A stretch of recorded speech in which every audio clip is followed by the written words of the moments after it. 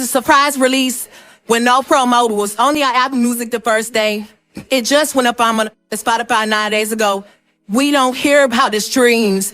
This song wasn't put no billboard, nothing like that. Okay, loves, welcome back to ExoticTeaBlog. I'm back with another video. Before we get into this one, make sure you like, comment, share, subscribe, hit the notification bell so every single time I post, you'll be notified. If you're new to my channel, you're welcome. Please hit the subscribe button and I love you. Returning subscribers, y'all should keep doing it for me. I also love you guys too. Grab your cups because I'm about to spill the tea, and let's quickly get into today's video. We are starting up with Lizzo. So Lizzo went to the Breakfast Club and she did an interview with them, and she finally spoke about the whole lawsuit situation and how she did handle it.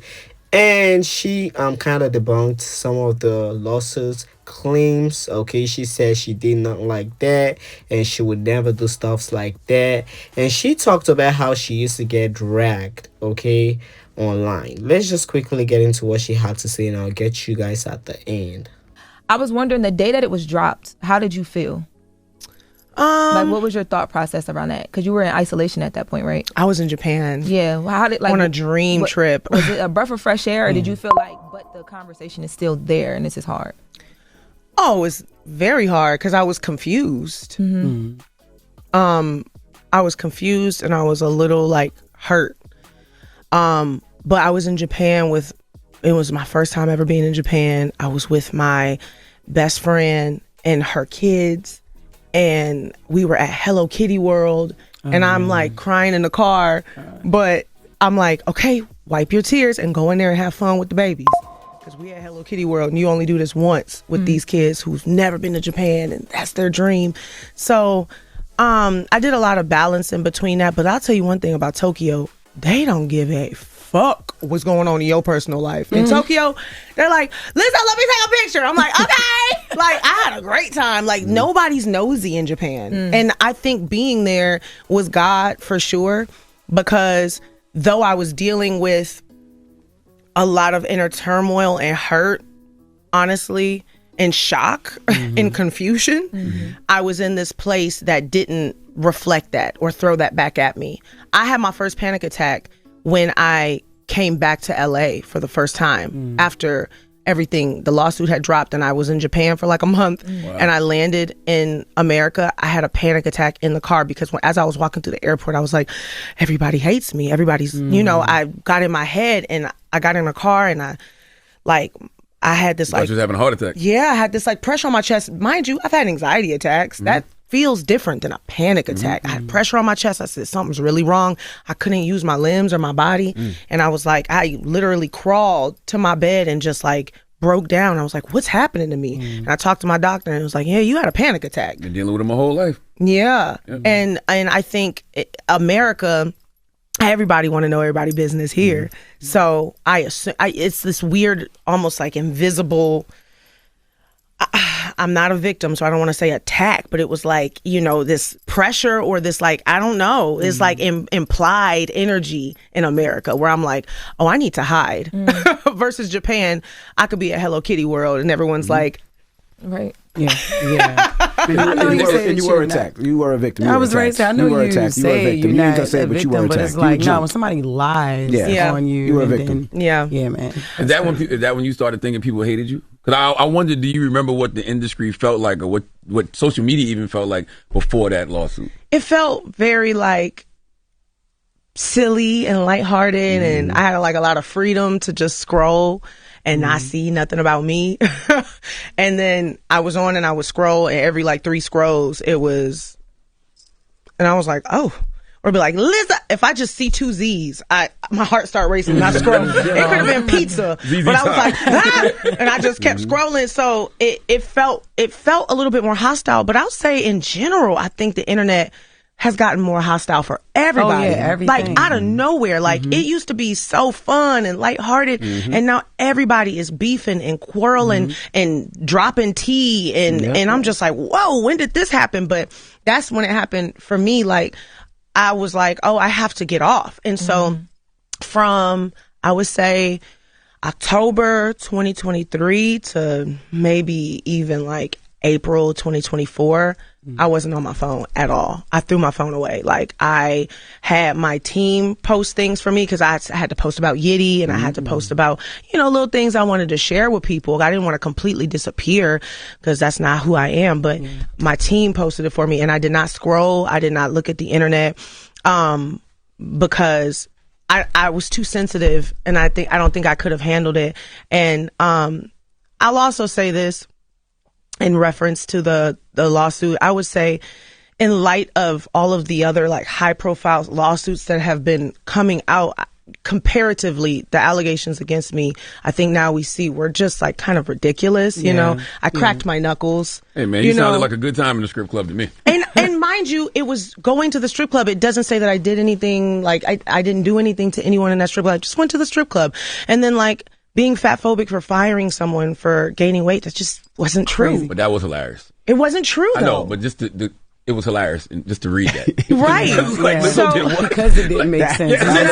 What are we talking about? But that's why nobody believed it. It's like, right. But I also have to say, like, one of my fears is I don't want my situation and my lawsuit to be an indicator on any other that's going on. True. I don't want it to invalidate any other actual, because I will always stand for real victims of sexual harassment and sexual violence and anything. And I will always stand for them and ride for them. So I don't want what happened to me to kind of invalidate anything else going on in the world. And that was really important to me, which is why I was quiet for a long time, because I still want to protect victims. Right. How does that not change you, right? How does that not change Lizzo as a person, right? It did, though. Because now, do you still go out with people? Do you still feel as free? Are you still the Lizzo? Oh, baby, no. Hell no, right? Baby, yeah. You see what I'm saying? Because it changes you as a person. And is that a good thing or bad thing? I think it's an amazing thing. Why? I am, you know what? God really loves me. I have to say that. And I feel like everything that happens to me is God. And God is preparing me for something that I don't even know about. But I feel like I readied myself now I feel like a boss. Like I feel like a better boss. I feel like a better friend. I feel like I know how to run a big operation, because mind you, back to the pandemic thing, I blew up in 2020. In 2019, I had maybe 4 crew members. I had 1 roadie, I had a tour manager and 2 dancers. And then the world shut down in 2020, and I blew up, and I did my first arena tour after being in isolation for 2 years. And I'm suddenly standing in a room with 70, 80 people that I'm like, I want to know everybody's names that worked for me. Gotcha. And it was really weird. And I got a crash course in being an arena level artist, a big artist, like after literally being an indie artist for 10 years and being in isolation for 2 years. So by the time I was running a arena level operation, I didn't have no practice in that. I didn't have no experiences. And I learned the hard way how to be a boss, but I'm going to be a better boss for it. And I'm really proud of myself. Yeah, if you're on my payroll, we're not going to the bar. We're not gonna have drinks together. You know what I'm saying? The Breakfast Club will go with you to the strip club. But I got friends. Okay, y'all, that was what Lizzo had to say. Let me know if you feel about it down below in the comments. And after the interview, a lot of people started dragging Lizzo, saying that she's lying, that she did those things. Now, I don't know what has happened within the months, the years, and weeks of Lizzo's lawsuits. Okay, I think it's over a year now, but I don't know if she's won or they haven't started a trial for that. I don't know. But what I'm pretty sure of, Lizzo do be getting dragged online. Okay. And listening to her, I kind of feel bad for her because every time I'm on social media, most especially Twitter, they be dragging Lizzo for like the least thing. Okay. So, I mean, I feel like we all need to calm down. Okay. I don't even be dragging Lizzo, but she be getting dragged. That's why she went to work on her body, which I think she looks good now, but she be getting dragged. So you guys should let me know if you feel down below in the comments. Do you believe Lizzo was lying? Okay, because some people felt like she was lying about the whole not knowing about what was happening with her team, and the whole lawsuits came as a shock to her. A lot of people felt like she was lying. She needs to say the truth, and she was actually the person doing things to her workers. Okay, so I mean, it's just crazy. I believe most of you already knows the Lizzo lawsuit and how things was presented to court, but Lizzo has come out to say that she was shocked by the whole lawsuit thing and she had to leave social media for y'all. So let me know what you think about that interview. Moving over from that to the next story, before we get into the industrial plastic bag obsessing over Nicki Minaj, always wanting to chime in when it comes to a Nicki Minaj discussion and conversation. I mean, Mama Kai was on here showing love to Nicki Minaj on Mother's Day. Okay, so Kai was on Twitch last stream and his mom called and showed massive love to the queen of rap, Papa B and the Barbs. Put on this phone without bigging up my sis, Nicki Minaj. I want to tell her, Papa Bear, happy Mother's Day, Nicki. Happy Mother's Day, Nicki. Right to the Barbs. Barbs, you out there? Mother Nicki, you know we give you all accolades. We love you so much. You're a great mom. Papa Bear look just like you. Nicki, Papa Bear got the same widow's peak. And Nicki was the bomb at the Met Gala. And I was so proud. I was at the edge of my seat just waiting for her to Yo, come she out. really And loved when Nicki she came Minaj. out, she was so classy, right? I'm going to rewind. Can you be talking in the behind when I'm talking? But Nicki, happy Mother's Day. You're a great mom. And I just wanted to say you're doing a great job with Papa Bear and Barbs. I love you, Barbs. To the Barbs moms, happy Mother's Day, Barbs moms. All right, so Okay, guys, let me know how you feel about it down below in the comments. And this is why I said Kai genuinely loves Nicki, okay? Him, his sister Kaya, and the mom, they love Nicki Minaj. So happy Mother's Day to Mama Kai. She did wish all the Barb's mom a happy Mother's Day. Okay, and I think that was cute. So I mean, happy Mother's Day to Mama Kai, okay, and happy Mother's Day to the Queen of Rap, Nicki Minaj. I already said that, but I just want to say it again, okay? And I mean, hopefully we would get another live stream with Nicki and Kai. The last time Nicki was there, she broke the record. So hopefully we get another live stream. It was fun. Now, moving over from there to the industrial plastic bag, she decides to go off on a fan that talked about how Armand Wiggins was on here rating best looks for the Met Gala, and the fan said that Armand was right, okay, saying that Nicki Minaj was the one with the best face card and stuff like that. I didn't necessarily watch the flip flopper video, but this fan allegedly watched, and this fan is a Cardi B fan, according to her. Let's just quickly get into what she had to say, and I'll get y'all at the end. Y'all, this might sound crazy, but I was just sitting here thinking, after some conversations that I've seen about Cardi B, and the work that she had done, I was watching Armand break down his like who he thought did the best at Met Gala with their outfits and stuff, and then he even went into the face cards, whatever. But he was talking about Cardi B and Nicki Minaj, and he had put them up against each other, and he gave the face card to Nicki because she's older and she's had less work done, and she still looks good, versus Cardi. He didn't say that Cardi was ugly, but he just said that, you know, you could tell that she had a lot of work done. And I'm a Cardi fan, but I do know that she's been nipped and tucked a few times.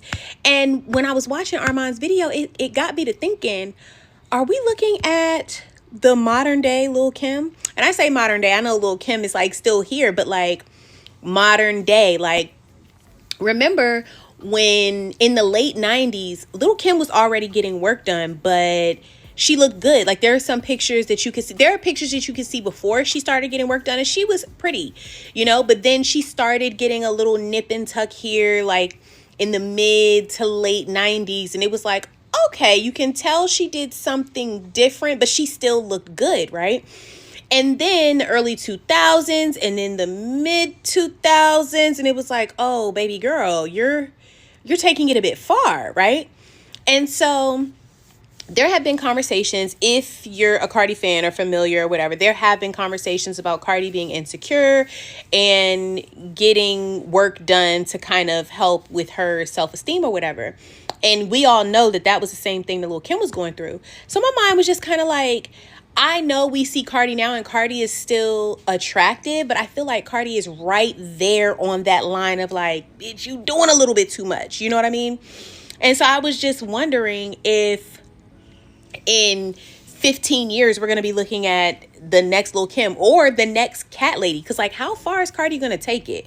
Like I said, right now she still looks good, you know, when you see her out. I don't really watch Cardi's lives, so I'm not familiar with her like fresh face, non-made up, but I just know like we see the girls with the work done, and it comes a time where you just take it a tinge too far. And I feel like we're right there. I think in 15 years, it's going to be like, what did Cardi do? Oh my gosh, she used to be so pretty. I don't know, y'all. It's giving Cat Lady early days to me. Not hating, because like I said, she still looks good, but it's.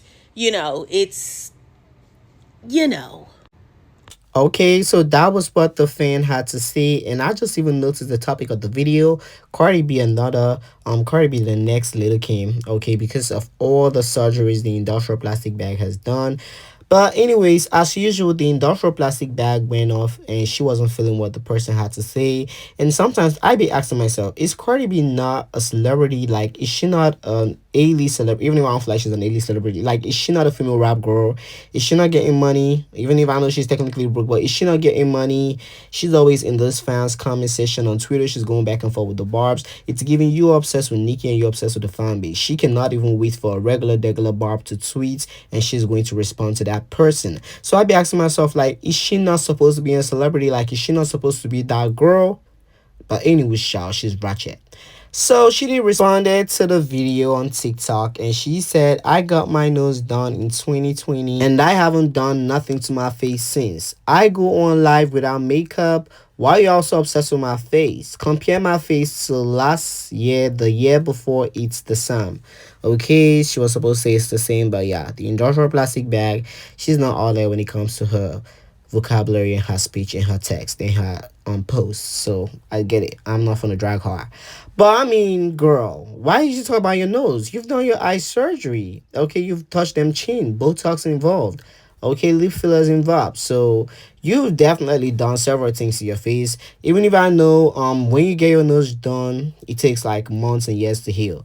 But all that things on your face, girl, you be touching a lot. Okay, you be touching a lot. So she's not about to fool me and the general public to believe that she hasn't done stuff to her face. Okay, boo-hoo to the industrial plastic bag. It's giving you are obsessed. She's constantly going back and forth with the barbs, and she's constantly going back and forth with her own fan base, and that's crazy. Okay, but what do you guys think about this topic? Let me know down below in the comments. Moving over from that to the next story. So Young Miami is on here going back and forth with fans. Okay, Cardi B 2.0. She decides to make a post about new music and the fans wasn't fucking with it and they dragged the life out of her and she decides to respond. Okay, it's kind of messy. But anyway, y'all, I don't think the fan was wrong though. Okay, y'all shouldn't ask me why. First things first, let's just get into what she posted and the response from the fan.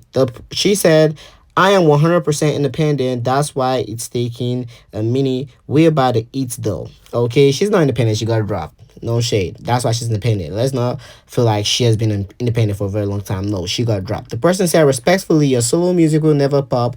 Don't even waste time and money, honestly. And she responded to that, F you, dogly loser, AB. Okay, so she being crash out.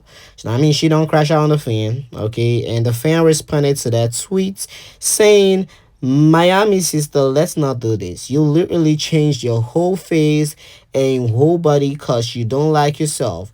Don't even try to body shame me because at least I like myself. Okay, and she went for the juggler. She said, you're mad. I said your career going nowhere. Charts don't lie. Okay, so let me know if you feel down below in the comments. But I mean, like I said, I don't think the fan was wrong. Okay, I don't think the fan was wrong. First things first, Young Miami don't be successful with her music. Okay, her music sounds tacky. I don't even know if she listens to the song right after she records. I know when she's recording, they laughing at her. Okay, I'm pretty sure when Young Miami is recording, they laughing at her. So I mean, I don't know why she decides to go back and forth with that fan, but that person was 100% right. Even if I feel like the person was a little bit harsh, but I mean, the person wasn't lying, okay? She just needs the right people on her team to tell her the truth, not as cases. They need to tell her that, girl, this shit sounds whack, okay? Don't put this shit out. that's what she needs on her team. But they telling her on Twitter she thinks the person's coming for her. The person don't want her to be successful. Girl, you're not successful, okay? You're not successful. You was too busy. You know what I'm about to say. You was too busy doing all them pink coke and going around prancing around town with drinking the go. I'm not about to say shit, but anyway, child. Here in Miami, you should know better. Okay, your raps don't be up to par, and people don't necessarily fuck with your music. Okay, the general public sided with JT, and they think JT is better and better than you. That's why you're not flourishing like she is. And JT is more talented than Young Miami. Okay, so no shade. I don't think the people wants to listen to your music, and she's telling you the gospel truths. Do not waste your time and money on your independent solo rap career. It's not going to flourish. Okay, no shade. That's T. But what do you guys think about that? Let me know down below in the comment. Lastly, let's talk about Beyonce. Okay, Queen B decides to do advert, okay, promo video, promo picture for her highest selling brand Sacred after flopping with other products. No shade.